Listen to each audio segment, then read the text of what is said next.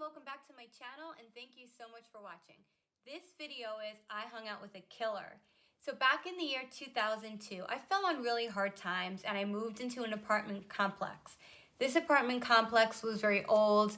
Before it became a regular apartment complex, it was a hotel where people can pay by the hour and go have sex, do drugs, and drink. So when I moved in there, my friend warned me, whatever you do, do not talk to anyone in here. Don't make friends, keep to yourself because these people, they have a lot of problems and you moved in here because you're trying to get your life back in order. So I listened to him. I was there for about a year. The first 6 months I listened to him. I didn't talk to anyone. I would just go to work, come home, and go right upstairs. One night I had a very stressful day at work. It was insane. It was very stressful. So I went upstairs. I wanted to get some fresh air and just kind of chill out and have some peace.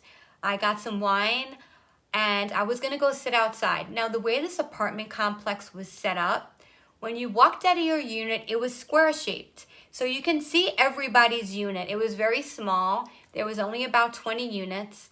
And in the middle of that square, there was a pool and some tables with chairs. So I went outside, I went and I was sitting at one of the tables and I was out there for about an hour. I was really relaxed, I was feeling good.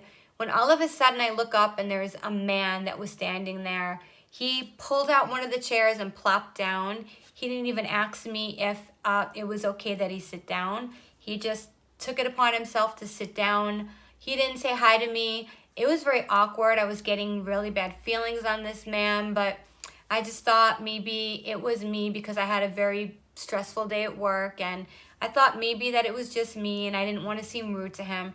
So I turned around and I said hi to him and I said, my name's Deborah, and he said his name was Mike. It's not his real name. I'm not going to use his real name. He said his name was Mike and we were talking for probably a good hour. He was telling me about how long he lived there and that he dated a lot of women. And the women that he dated, he would see them once and then they seemed to vanish. So that remark that he said, looking back on it now, is very weird and you're going to see why in a second.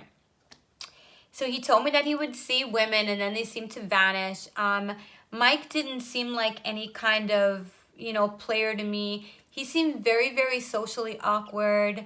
Not to be mean, he wasn't very good looking. He was short, he was heavy, he was missing teeth, he was balding. So he didn't look like your typical player that, was good looking and, fit and all that. He just seemed like he didn't fit that mold. So after a while, I excused myself and I told him that I had to go up because I had to go to bed because I had to wake up to go to work. So I went upstairs and I was still getting a very bad vibe on this guy, Mike. I just felt like there was something about him and I couldn't pinpoint what it was. The next day I woke up, I went to work, came back home, and I decided I was going to go outside and have a drink again. It was another stressful night, so I just wanted some peace and I went outside and I sat down, and about a half hour later, Mike comes back over to me, and this time he says to me, is it okay that I sit down? And I said, sure, no problem. He sat down. He started telling me all about his childhood. His childhood was really rough. Then I started to kind of feel bad. I felt like I judged him too harshly, and you shouldn't judge people because you don't know what they've gone through. So we sat out. We were out there for about 2 hours, 2.5 hours talking. And once again, I left and I went back upstairs. I went to work again and I went back out there again. That night, I saw this woman with Mike, and I was very, very shocked to see this beautiful woman. She stepped out of his car. She looked to be in her 30s. Very beautiful, nice body, dressed really nice, and he opened up the car door for her, and they were holding hands, and I waved to him. He didn't wave back to me, I guess maybe because he was with the girl. I just kind of felt that was odd that he didn't even wave to me. but he went into his place and they were in there for quite some time. I kind of figured that they were getting a little freaky or something like that. So I was outside for about, I think, 2 hours. So finally I went back upstairs. And that night I had a really, really hard time sleeping. I was twisting, I was turning, I just couldn't go to sleep. And so I got up and I went by my window and I opened up the blinds and I can clearly see Mike's apartment from my unit. And I'm just, looking around and I see his door open and I see him walk out and I'm thinking, oh, maybe he's going to drive this woman home because this woman clearly was picked up by Mike. So maybe he was going to drive her home. He walked out of his place and I didn't see the woman. I just saw him, which was really, I thought, a little bit odd, unless I thought maybe she's spending the whole night there. Maybe she's not leaving at all. So he walks out of his place and he's kind of looking around outside. He was looking a little strange. Like, I kind of felt like he was up to no good, but I don't know. I just felt like he was acting a little suspect. The way he was kind of looking around, it looked a little bit suspect. He went back in his house. I see him taking a garbage bag out of his house, and it must have been a heavy garbage bag because he was dragging it across the cement. This garbage bag. He took the garbage bag, he's dragging it. He went over to his car. He opened up the trunk and stuck one of the garbage bags in the trunk and shut the trunk. Went back in his house, took another garbage bag out, dragged it across the cement, opened up his car, put that one in the back seat, went back in his house and got a third garbage bag. Went in there, grabbed it, was pulling the garbage bag across the cement, put it in his car, shut the car door. He's looking around again. I'm like, what is this guy doing? I'm like, this is weird. So then I thought, well, maybe he cleaned his house. Maybe this is the time that he cleans his house. Maybe he always cleans his house at 6 in the morning. I don't know. Maybe he does. But then I was thinking, if that was trash in those garbage bags, why wouldn't he go to the dumpster and throw them in there? Why is he putting his trash bags in a car? I watch him get in his car and he drives away. So I'm thinking this is a little bit strange, but like I said, I thought Mike was a little bit strange anyway, so I just thought maybe that was his normal behavior. So I go to work and I come home and I notice that there's about 5 to 6 cops and Mike's door of his house is opened, and I noticed them walking in and out of his unit. And then I noticed about 5 neighbors outside by the pool area. They're all kind of talking and they're watching everything that's going on. They're watching the cops and they're talking among themselves. And I'm just like, wow, this is weird. What's going on? Why are all these cops here? The neighbors seem like they're all huddled up, and it just seemed weird. So I go upstairs, I change, and now I'm very, very intrigued. I'm getting very nosy. I want to know what's going on. So I go downstairs, I walk up to the neighbors, and I'm like, hi, my name's Debbie. And they're like, hi, Debbie. And then the one guy goes, do you know that guy Mike that lives in, say, apartment 5A? And I'm like, yeah, I do. I know Mike. And then he's like, something's going on in his unit. And I said, I know, I see that. And he goes, last night it was really weird. He's like, I live in the unit in back of him and I heard what seemed to be this banging noise. And he said it almost seemed like there was fighting, like somebody was getting pushed up against the wall, he said, and there was yelling, he said, and something hitting on the wall and something being tossed around. And he goes, I didn't think much of it because I've heard noises like that coming out of Mike's place. before, and I thought maybe it was just like a lover's quarrel or something.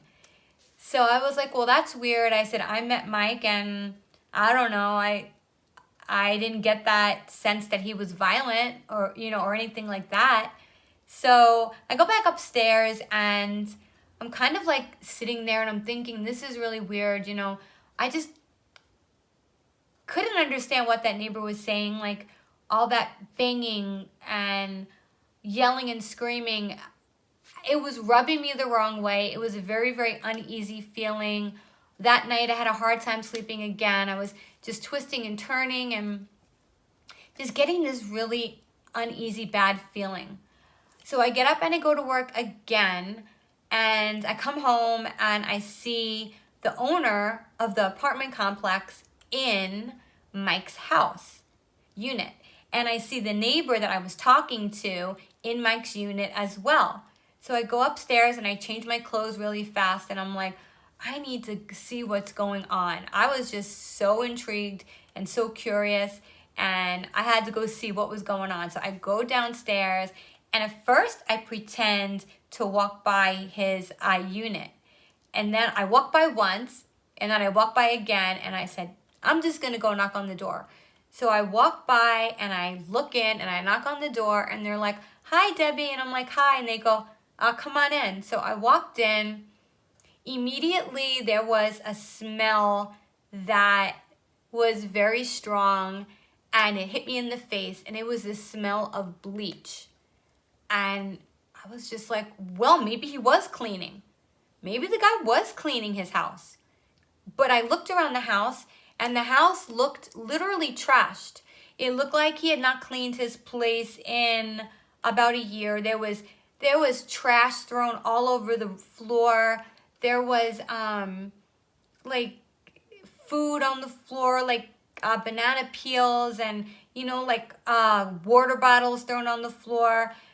And the smell of bleach was so overwhelming that it was alarming. It was actually a little bit alarming, especially when you're going to hear what I'm about to tell you right now. It was alarming because when I went over and looked at his countertops, because there was like cut marks on his countertops, kind of like he did a lot of cooking, which I didn't get that feeling from this guy, Mike, like he was a cook.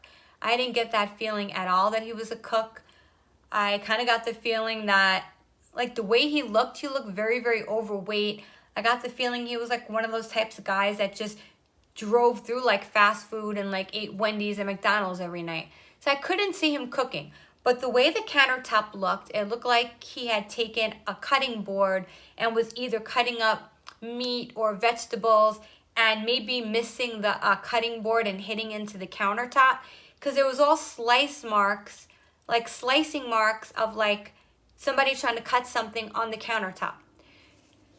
It was so weird. So I was standing there and I just kept looking at the countertop, and then I looked at the owner and I said, look, we all know that Mike had a girl in here.